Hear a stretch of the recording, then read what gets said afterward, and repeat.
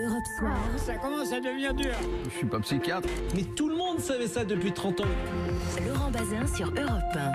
18h23, c'est l'heure du zapping radio-télé de Victor Delande. Bonsoir Victor. Bonsoir Laurent, bonsoir à tous. Alors vous avez passé toute la journée à regarder la télé et à écouter la radio. Il n'y a plus désagréable dans la vie. On commence par un grand moment de radio justement chez nous. Oui, hier Emmanuel Macron a esquissé dans le JDD quelques pistes pour restructurer l'islam en France. Ce matin, Nadine Morano était l'invitée de Patrick Cohen. Et pour la nouvelle conseillère politique de Laurent Wauquiez, toujours là, dans la nuance bien sûr, il y a un problème aujourd'hui. Il faut le dire, nous avons un problème avec l'islam.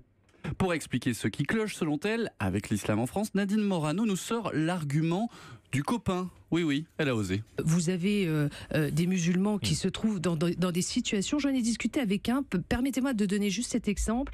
Il travaille au Parlement européen à Strasbourg, il me dit je suis de culture musulmane et il me disait je ne crois pas. Je ne crois en rien, je ne fais pas le ramadan, mais lorsque je retourne dans mon quartier, on m'interroge pour savoir si je fais le ramadan et je suis obligée de dire que je fais le ramadan. Et donc toutes ces pressions, il faut que ça cesse. Voilà, son ami lui a dit qu'il y avait ce problème, donc Nadine Morano généralise. L'interview continue, Patrick Cohen prend soin de ressortir quelques anciennes déclarations à son invité.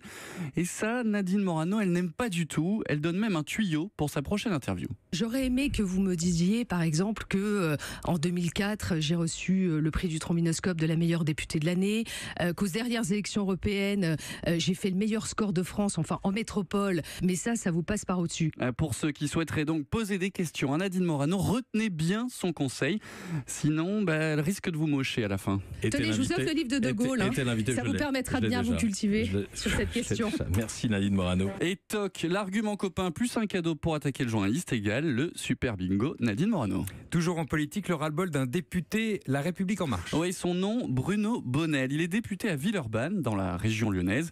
Il était l'invité des grandes gueules sur RMC tout à l'heure. Le journaliste évoquait des bousculades dans les intermarchés. Vous savez, ces échauffourées pour récupérer des pots de pâte à tartiner.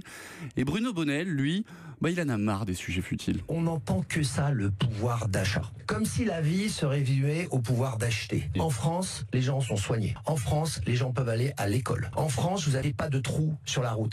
De quoi se plaignent les Français? Enfin, on a des écoles et pas de nid de poule sur l'asphalte. Ça va, quoi. Un coup de gueule à présent, celui de Nicolas Sirkis, le leader d'Indochine. Ouais, il était interrogé hier par Le Parisien. Il a fait cette annonce. Il ne veut plus jamais participer aux victoires de la musique. Je trouve que cette mascarade a assez duré. C'est que les maisons de disques qui votent. Et on voit qu'elles votent pour leur poulain, etc. Donc je lui ai dit, je ne veux pas plus participer à ça. Donc ça me... Next. Voilà, vous ne le verrez plus. Allez, next.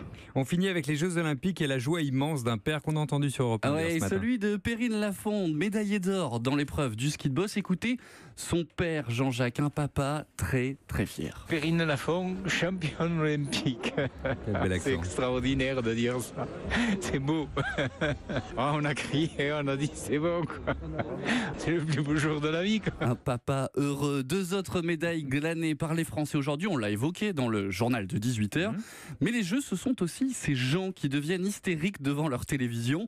Exemple avec l'actrice américaine Leslie Jones. Des commentaires totalement décalés devant les épreuves. Les internautes adorent. Écoutez par exemple sa version du saut à ski. Hey mec, tu devrais raser cette moustache avant de monter sur ce truc. Ta moustache va te ralentir. Tu vas avoir un mauvais score à cause de cette moustache. Ah, cette foutue moustache l'a fait décoller. Alors le sauteur à moustache s'appelle Stephen Kraft. Pour la petite histoire, il a terminé 13e quand même de l'épreuve de saut à ski. Comme quoi la moustache a peut-être une influence sur la performance sportive. De l'aérodynamique dans la moustache, effectivement, ça se travaille. Merci Victor, à demain. À demain.